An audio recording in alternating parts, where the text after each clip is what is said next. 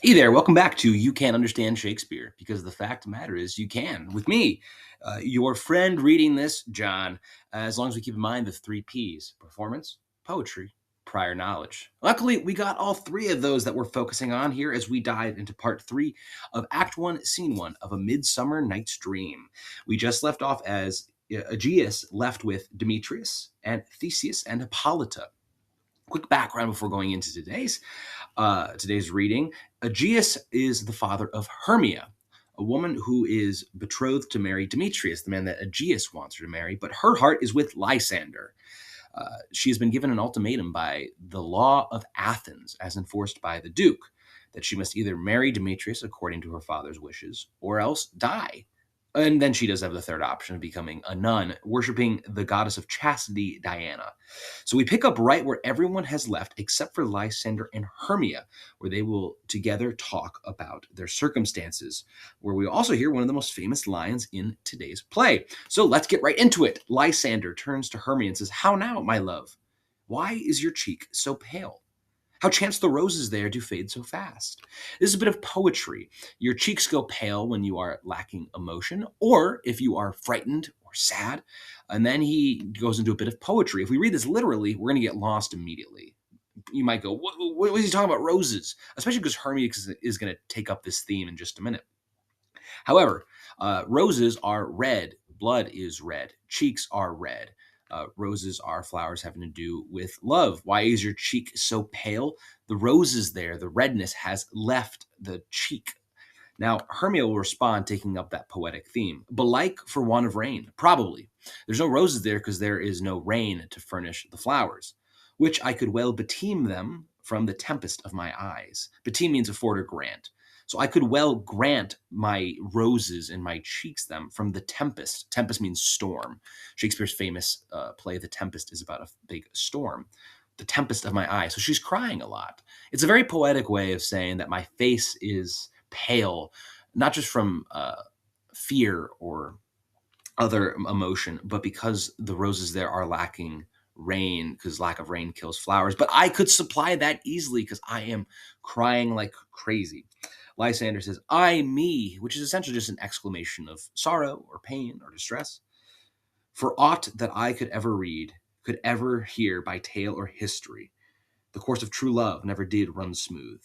So I may a cry of distress for aught that I could ever read, for everything I ever read or ever heard by tale or by history.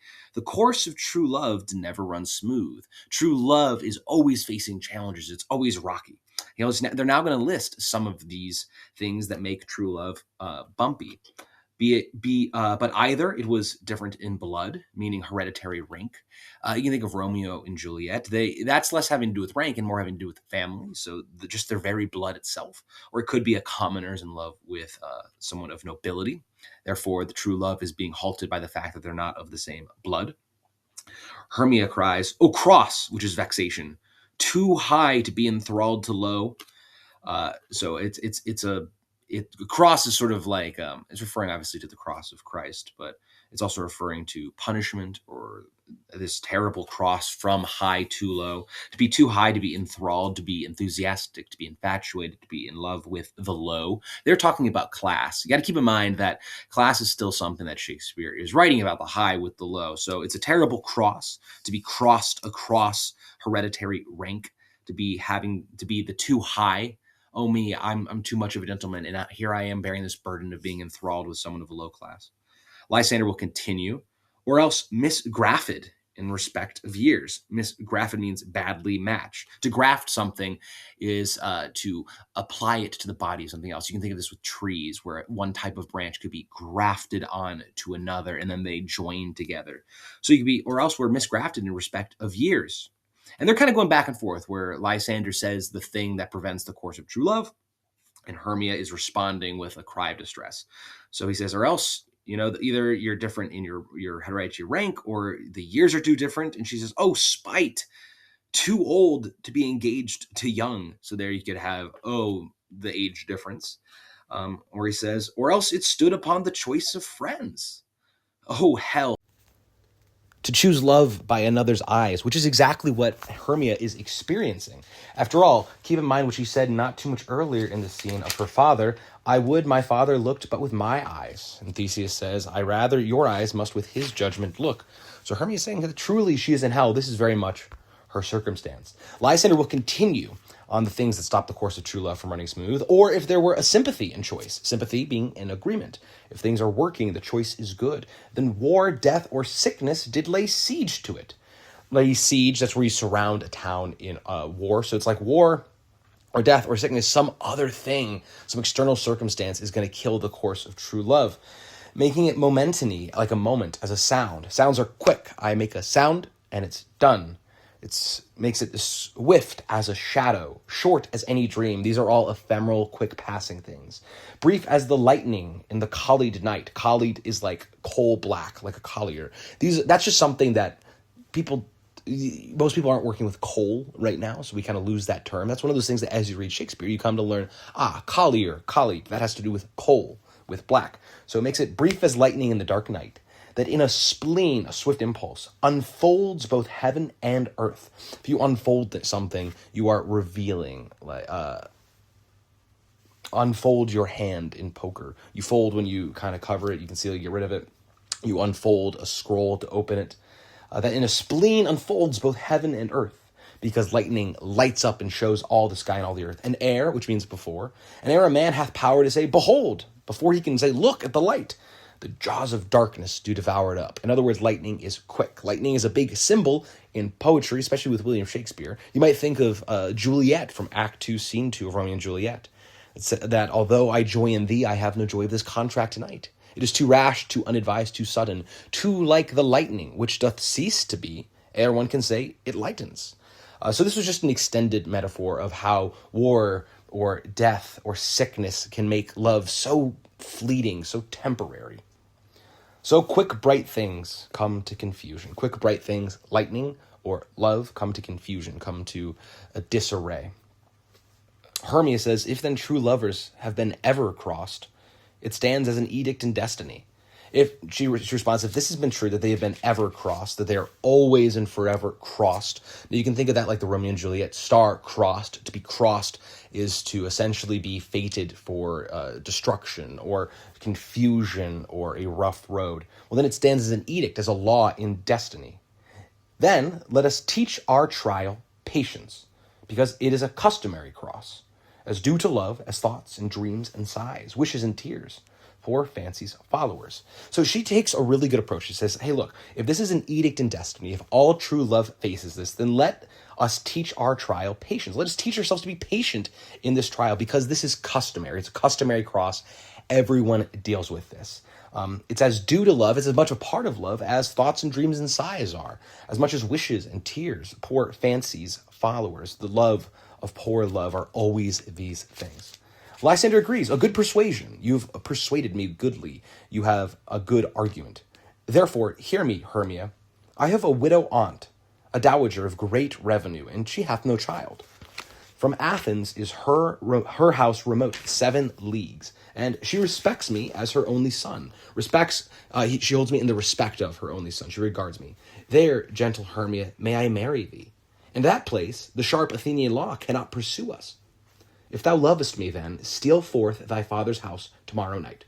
Steal forth thy father's house just means steal forth from, not steal, but take something from your father's house, but steal away, creep away like a thief in the night. Steal forth thy father's house tomorrow night, and in the wood, a league without the town, where I did meet thee once with Helena to do observance to a morn of May, there I will stay for thee.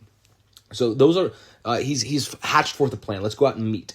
He wants to go meet a league. A league is, don't think like a sports league. That's like a measurement. So his widow's house is 7 leagues away. They're going to meet 1 league out.